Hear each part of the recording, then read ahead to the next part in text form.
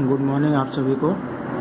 DElEd चतुर्थ semester के आज के इस क्लास में हम लोग प्रोबेबिलिटी यानी कि प्रायिकता के ऊपर चर्चा करेंगे। हम अपने दैनिक जीवन में कई बार किसी घटना घटित होने पर अथवा न होने के बारे में चर्चा करते हैं। किसी प्रतीक्षित अतिथि लिखित संदेश,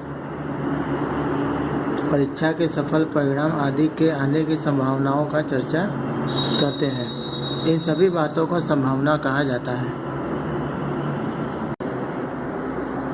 जैसे कुछ वाक्यों को अगर हम देखें, वह निश्चित रूप से आएगा, यह समाचार असत्य हो सकती है, शायद वे मार्ग में होंगे, वह हमें रोजगार दिलाने में सहायता करेगा। ये समस्त वाक्य किसी घटना के घटित होने की किसी सीमा तक सच्चाई को व्यक्त करते हैं। इस संभावनाओं से ही प्रायिकता का जन्म होता है। अगर हम प्रायिकता की परिभाषा को देखें तो किसी घटना के घटित होने की स्थिति में किसी सीमा तक वह यदि सत्यता है तो इस सत्यता की मात्रा को प्रायिकता कहा जाता है। अगर प्रायिकता को अगर हम सिंपल शब्दों में देखें, जैसे कि हम अपने भविष्य की जानकारी के लिए ज्योतिषी के पास जाते हैं। ज्योतिषी जो होता है वो गणितीय गणनाओं के आधार पर यह बताता है कि हमारे भविष्य में क्या घटित होने वाला है। उसी तरह प्रायिकता भी उन संभावनाओं को बताता है कि कोई घटना घटित होने की क्या सत्यता है।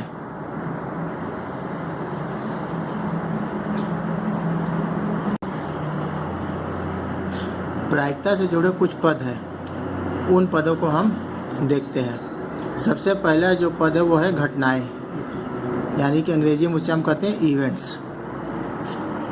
प्रतिदर्श समविष्ट के उप समुच्चय को घटना कहते हैं। अगर इसको हम एक एग्जाम्पल के माध्यम से देखें तो अगर हम 3 सिक्कों को एक साथ उछालते हैं तो जो संभावनाएं बनती हैं वो होती हैं तीनों सिक्कों में हेड आए, यानी कि चित।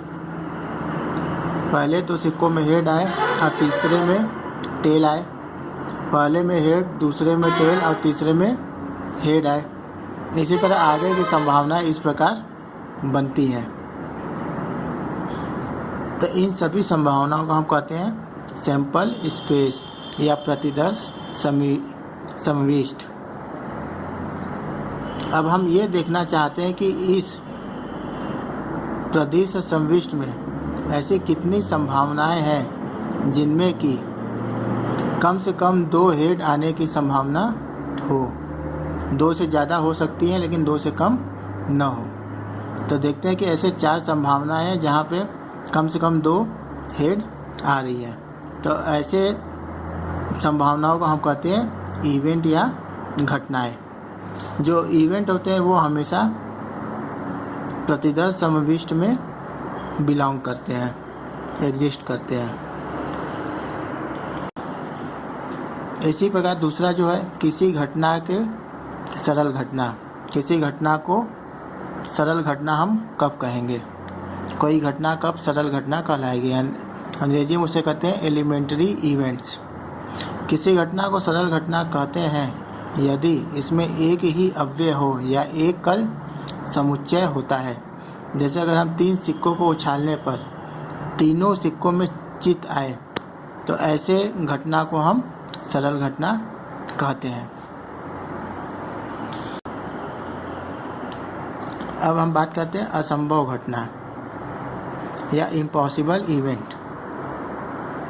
जैसा कि नाम से ही पता चल रहा है कि ऐसी घटना है जिसमें कि कोई भी घटना घटित न हो।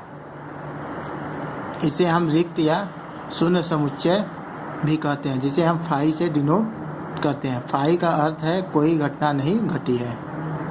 चौथा जो है वो है समसंभावी घटनाएं या इक्वली लाइकली इवेंट्स। अगर हमारे पास 2 समसंभावी घटनाएं तो वह कहलाती हैं जो सभी तथ्य एवं संगत साक्ष्य ध्यान में रखने के पश्चात एक के घटने की उतनी ही संभावना है जितनी कि दूसरी की।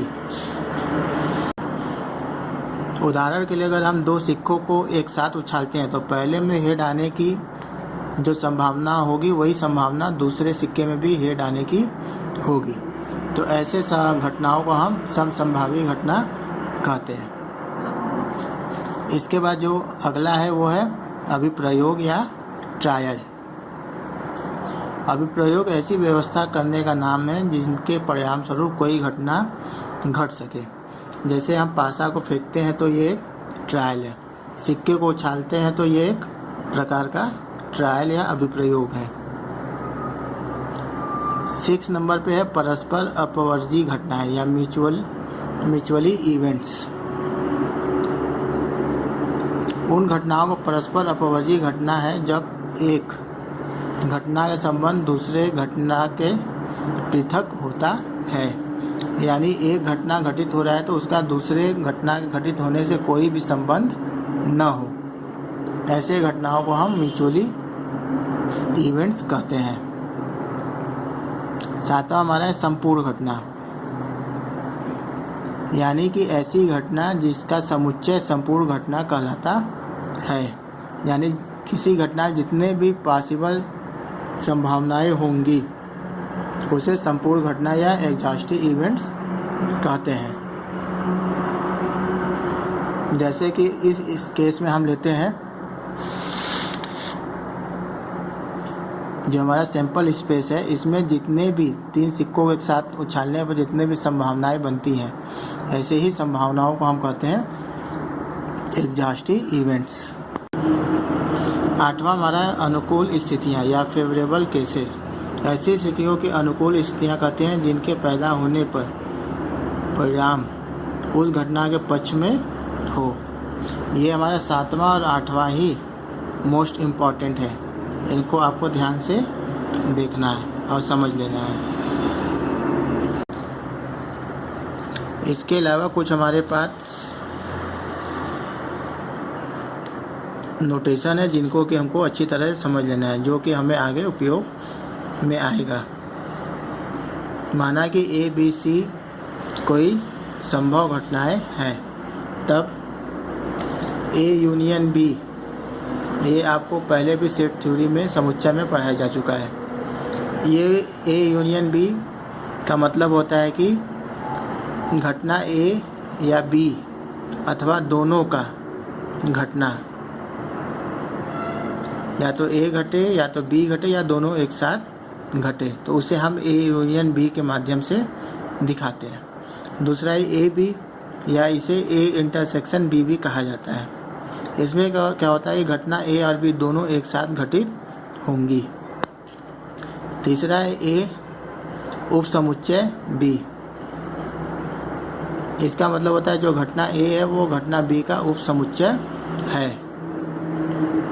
इसके बाद है ए माइनस बी, जो घटना ए घटित होती है परंतु बी नहीं घटती है।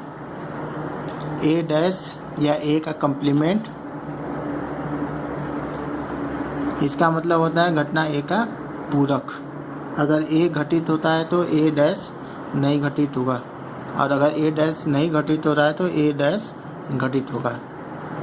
और इसको बोला जाता है कंडीशनल घटनाएं। घटना ए तभी घटित होगा जब बी पहले ही घटित हो चुका हो, या दूसरे शब्द में कहें कि घटना ए जो घटित होगा वो बी पर आश्रित होगा। इसी प्रकार अब आगे क्लास में हम कुछ अभ्यास प्रश्नों की सहायता से प्रोबेबिलिटी के कुछ सूत्रों को देखते हुए उस पर चर्चा करेंगे।